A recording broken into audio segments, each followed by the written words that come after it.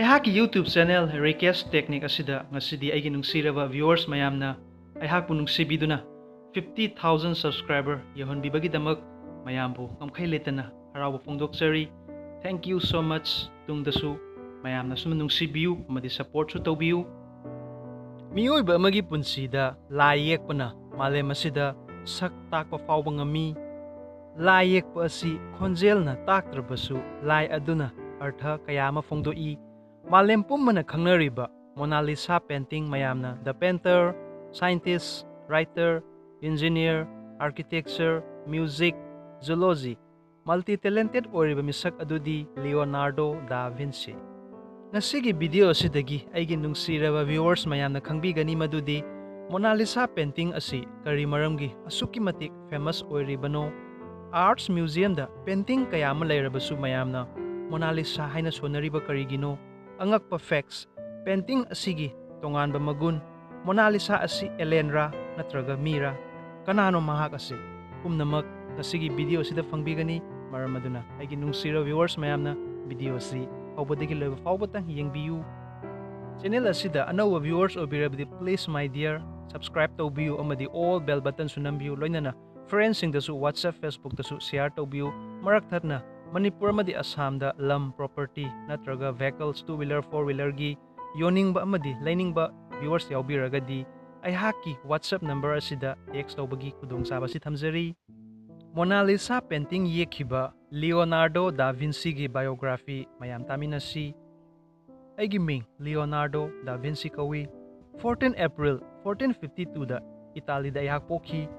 इमा लैरबसु Imangi नुंसीबा करिनो खंखिदी मरमदी इमाना अइबु लैसा लैसाना पोखिबना मयामना अइबु bastard हाइना कौरमी. बाबा असि सेंजाव पाइबा मिसक अमा ओइरमी. इमा मरीनी अदुबु बाबाना अइबु पिकलिंगाइदगी हौना मिराइबदी तौखिदे. भिंसी अइहाक साउ सेक्सिंगबु याम लुना तौई.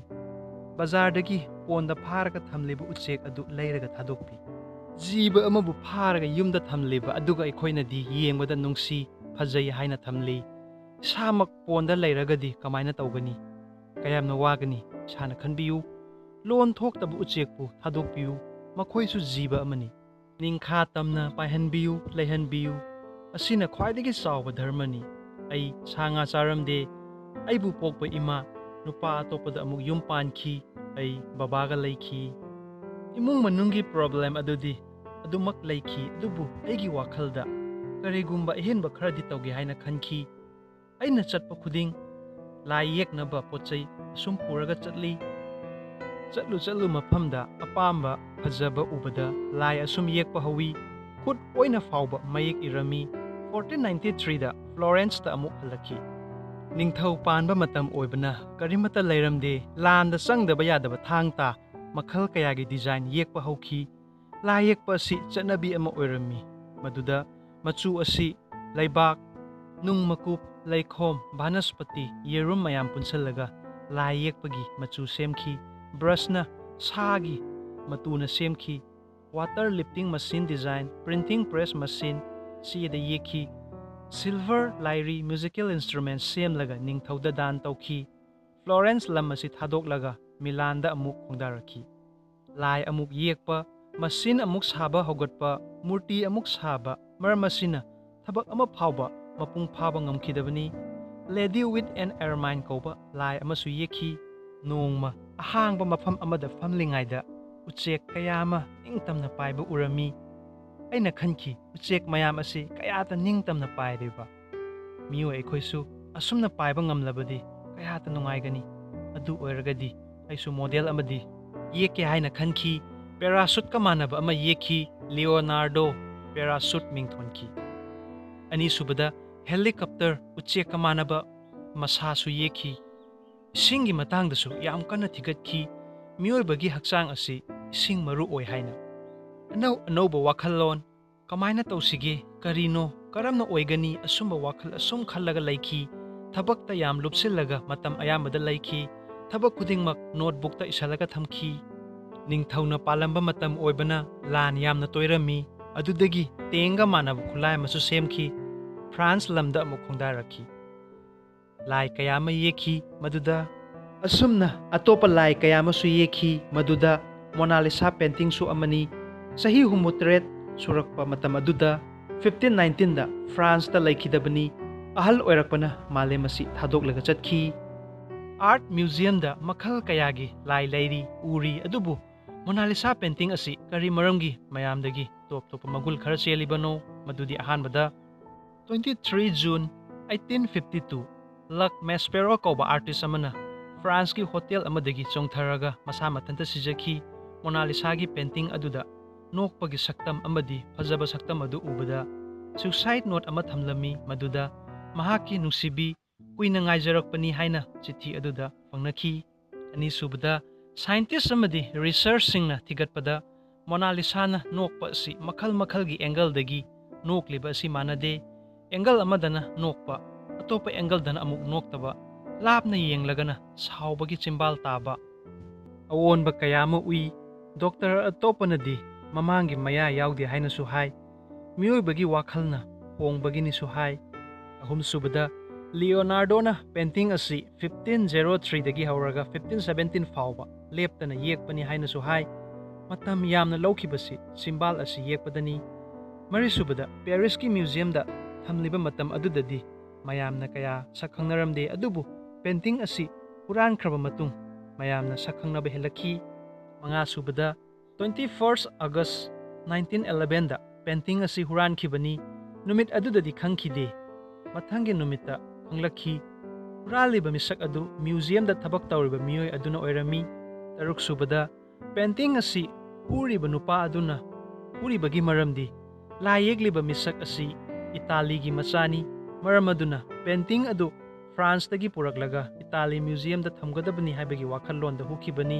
अदुबु हौजिक फावबा पुरकपा ngamdri फ्रांस गवर्नमेंट हाइदी मोनालिसा पेंटिंग असी हान निंगथौ पालिंगे मतमदा लैखिबनी मरम अदुना लैखिबा पोती लेमना पुबदी यारोय हाइना सुमना हौजिक फावबदा फ्रांस की पेरिस की म्यूजियम दा लैरी तरेत सुबदा स्पेन म्यूजियम दा मोनालिसा पेंटिंग गा सब मानबा अमसु लै असिदा येखिबा मियोय असी लियोनार्डो की छात्र फ्रांसिस्को मेलजीना येखिबनिसु हाय निपान सुबदा रिसर्च पर्सन खरनदी मोनालिसा असी लियोनार्डो मसामक नुपी की सक्तमदसु खल्लगा येखिबनिसु हाय मापन सुबदा म्यूजियम दा येंगबा लाकपा मियोय कयाना पेंटिंग असी मांग ताकनबा थौरांग कयामा तौखी 1956 दा पेंटिंग अदुदा नुंगना लंखी अदुदा खुदांग दा दाग ताखी रिपेयर तौरबसु हौजिक फावबा दाग खरदि तारी अतोपा मियोयनसु एचिट लंगसनबसु यावख्रे अदुदगी गवर्नमेंटना बुलेट प्रूफ मिरर